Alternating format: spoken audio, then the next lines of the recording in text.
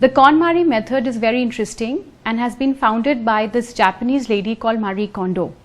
And the basic premise of her method is asking a very interesting and a very simple but yet a very empowering question called, does it spark joy? Which essentially and primarily only means that if an item in your life is making you feel good, making you feel happy, making you feel joyful, is the item that you should keep in your house. And if an item doesn't evoke such kind of emotions in your life, then you should thank it and then let go. Letting it go. That is so difficult to do in this age of affordable online shopping, unmissable bargains, appealing advertising, social media influencers, fast fashion, and now it is all sitting in a heap inside our closets, cluttered, unused, unloved, and unorganized. While there are some clothes that we wear all the time, there are just as many that have only seen the back of our cupboards, and some that are tossed out after only having been worn a handful of times. What we don't realize is the burden that we're putting on the environment and on ourselves. Through our campaign, Clothes with a Conscience, we have shown you ways to reuse, recycle and upcycle your unused clothes. Our website ndtv.com/clothes with a conscience has a list of organizations that you can give your unused clothes to, and they will do the rest. So all you need to do is begin by asking yourself of each item, does it spark joy? Gayatri Gandhi is going to help you answer that question. A professional organizer, Gayatri is India's first KonMari consultant and helps people declutter their homes in a very unique way. Coming from a media background, her journey to becoming a professional organizer started from a book. I came across this book by Marie Kondo called The Life-Changing Magic of Tidying Up. And I was very fascinated. I was so intrigued by it. The more I researched, the more I read about her and the book, I just felt like a natural, connection towards it. Also because I think I'm a fairly organized person than from a lot of people, which is why when I picked up that book, how it happens after quitting a job, you're like, you want to do something of your own, And that's how I got in touch with Marie Kondo and her team. And they are based in LA, but they were holding courses for training to happen, and that's how I contacted their team, and a course was happening in New York, and I went for the course in New York, and after completing the 6-7 steps that are there to become a KonMari consultant, I became India's first KonMari consultant, and with that launched Joy Factory.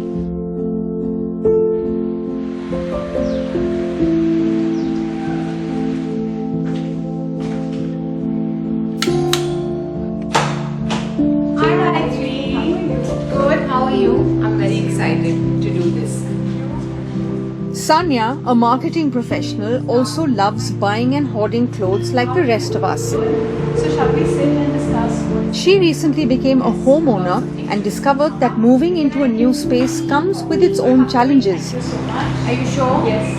Although Gayatri helped Sanya organize her home, Sanya's biggest concern was her closet. I want to understand that what is your sort of methodology as to how do you declutter, how do you organize, and then how do I kind of maintain it once you're not there. It's important to understand the whole philosophy behind it, because that will help you in maintaining it in the long run. And like you said, USP of the KonMari method, and Marie Kondo firmly believes, is that she says that you will never revert to clutter again, which means that you understand the philosophy in a way that you know what needs to be done in the long run. Where people feel that I don't know how to organize or I can't do it, it's of course helping you learn it, but more than that, it's about learning the process and the whole philosophy behind it so that you know what to do with it. It's like understanding a formula to answer a math sum rather than just learning the answer itself. So we'll begin with my room? Yeah. Okay. So you'll show me the closet, the problem area, and then accordingly. So So currently, I'm going to start with this cupboard. Okay, this is not how I normally keep things. It's because I've just recently moved and I've had absolutely no time to kind of sort it out. I don't want to wake up at 7 a.m. when I'm getting ready for work, going through a pile of 100 tops where 90% are, let's say, going out. You know? So I want that system of segregation, where I mean work and all of that. So shoes, and this is all mixed. There's dresses, skirts, jumpsuits, jeans. I mean, So you know the thing is that you don't have drawers. Okay. And this also increases the mess because the piles keep falling. And they keep increasing. Also I keep shopping. Absolutely. That's the thing. We have all been in or are currently dealing with the same situation that Sanya found herself in. Too many clothes, not enough space. But Sanya is choosing the path of sustainability by asking Gayatri to help organize her closet. You see, the KonMari method naturally supports sustainability. Not only does it help one live more mindfully, but the method also promotes thoughtful consumption. The concept of these portals like Flipkart, Amazon, everything has become at the click of a finger. So the level of consumption or the level of buying things has really gone up, and the disposable incomes, I think, for the younger generation is much higher than perhaps what we or our parents got when we were younger. So what happens is, what I usually tell them is that when you're buying something online, you should just add it to your cart, keep adding it, but don't go till the payment stage, and maybe wait for a day or two and then review your cart again. You will see that maybe 10 items you don't need and you were just trying to buy it just because you felt like doing so.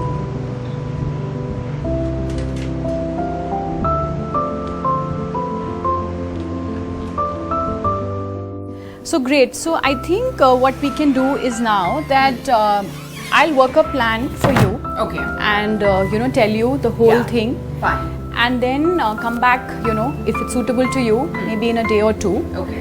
And then we'll start the full process.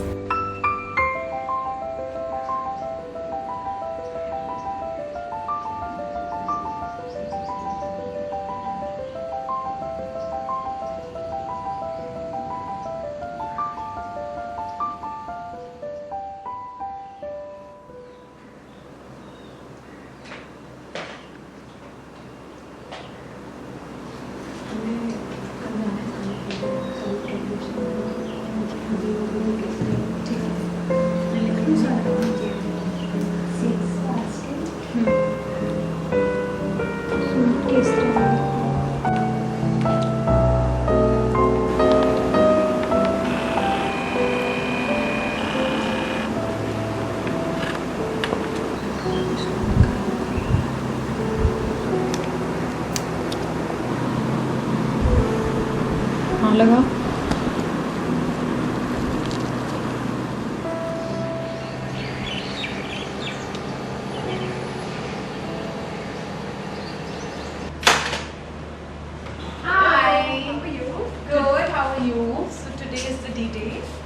I'm very excited and stressed. Hi. So I think today I want to show you first, as in explain what we will do, how we will go about it. Yeah. And then we can start the physical process of doing so. Okay, done. Okay, so Yeah. let's quickly Come. sit down.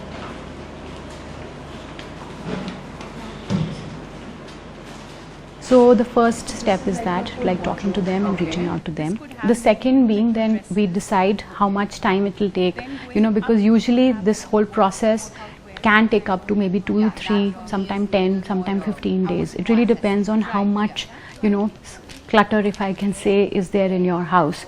So that is the next step. The third step is, of course, then I and my team, we head to our client's house, and on the day of the, when I have to go for the meeting, I chant. So I'd meditate before I go, because that's exactly what Marie also says, that it's a very, very interesting and a very deep experience that one is going to go through this journey of decluttering. So it's important to be more mindful while you're doing it, and it's not just a physical activity. So there are times when I do that prayer with the client, or there are times when I do the prayer in my home only before I go, because not everybody is comfortable with me doing it in their house. So it really varies. I'll sit and just offer my prayers before I begin. The idea is to just evoke the positive energy in the house. It's okay if I don't join? Absolutely. Fine. Okay.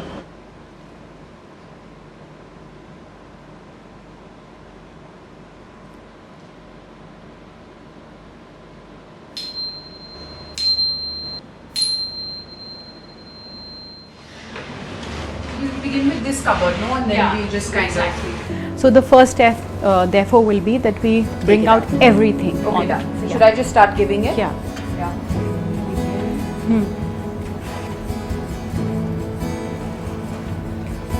Not even the last of it, but... After the break, as conflict rages within Sanya, Gayatri steps in with a list of questions to make the process of decluttering easier. Stay tuned, you don't want to miss this. Whether you want to keep it, then I'll ask you those kind of questions. Fine. What do you want to start with? Maybe your... Anything. Anything? I mean, it's all mixed right now, so I really don't know.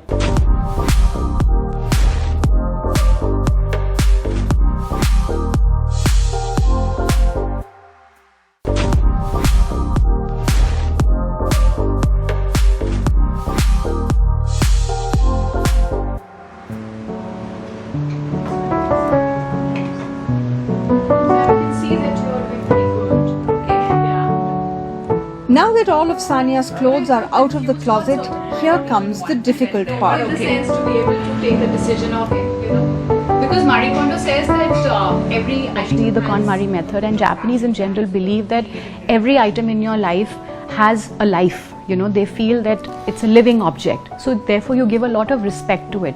So gradually when you start understanding the whole KonMari method and ask this question, does it spark joy? You see that's a very gradual shift from hoarding to then being very sustainable, because suddenly then you start realizing that I'm actually keeping a lot of things that are not making sense to me. Start with maybe this one first.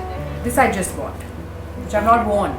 But you like it? I love it. Sure. 100%. I've just bought this. This one? Yes. Yeah? 100%. Okay, great.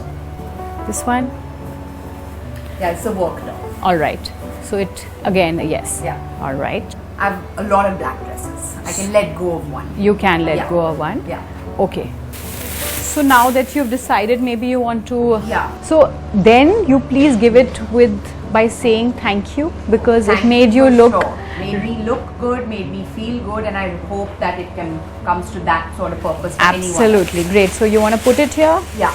Wonderful. Thank you. Shall we go on now? Yeah.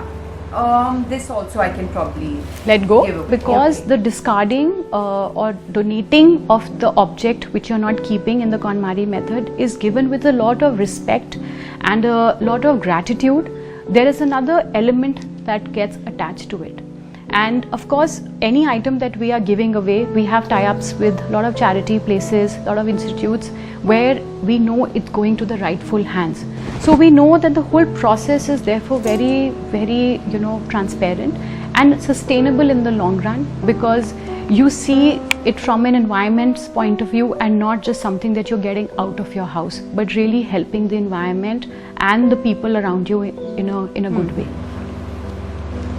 I don't know. Like, it's not a hard no, but it's not a hard yes. And this question of everything sparks joy for me. I don't want to let go of anything. The one thing that Marie Kondo speaks about here is very interesting. She says that you should compare, which means that if it's the last day of your life, and if I tell you that pick up that one t-shirt that makes you happy and you have to pick that up and run away from the house, I'm sure you all know and everybody knows what that one t-shirt is. It could be in the most haggard condition or whatever, but you know that that one item makes you very happy. So keeping that as the criteria, try and compare the other items, of that category with that. Then you'll automatically know that, okay, maybe this is not sparking as much joy than the other one. So that will eventually help you in taking a decision. So, you know, one thing is that just because something has a tag, I know. also doesn't mean that you should keep it. Fair. Okay. Just because we have spent money on it, you know, because the criteria should always be, does it make me happy? So this is again an emotional piece for me, because Right. it was my first sort of job in London. Nice. And when I was living there and working there, so this fashion brand, so the creative director actually gifted this to Oh, me. lovely. So this is something I'm not wearing very often, but I'm not going to give it away. What we'll now start is that I want to now explain to you how the organizing will be, because that will eventually help you in maintaining in the long run. So one of the key things is how you fold your clothes.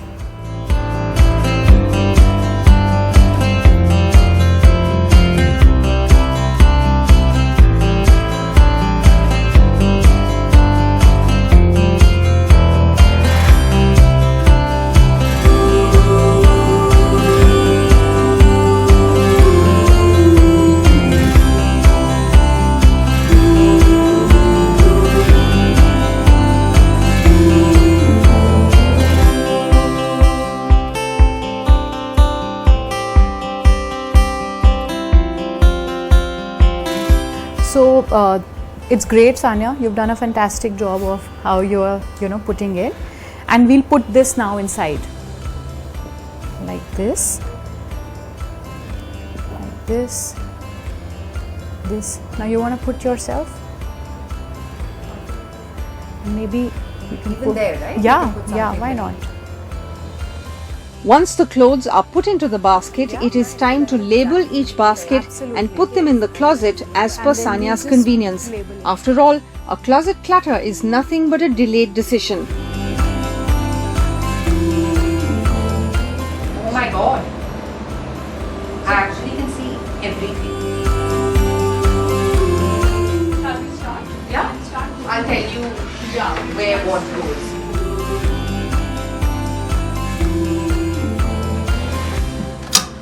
Oh my God. Are you Yes. happy? I've never seen a wardrobe like this. That's so neat. And mine. Once you start applying the KonMari method, of course starting with decluttering in your life, then you'll see that this question of does it spark joy can be applied to any aspect of your life. And I've seen that in my own case since last 6 years, since I've started my company, that when I have to buy something, I ask, does it spark joy? Do I need it? So automatically I get to know. Or similarly, that if I have to go out for a dinner or somebody has called me and I say, does it spark joy for me to go out? I think automatically you get to know the answer, because you feel that why should I burden myself if it's not making sense or it's not making making me happy. So gradually this philosophy therefore becomes very, very mindful and very wholesome, and which is why it has gained so much popularity. And where it is, and I just have to put it up, and I love it. So the path to a sustainable life also lies in a clean closet. Mindful consumption is definitely important, but the key is to ask yourself this question before you buy something. Does it spark joy? Seeing my cupboard the way it is, it'll really be sad if I mess it up myself, but I think I'm going to maintain it for sure.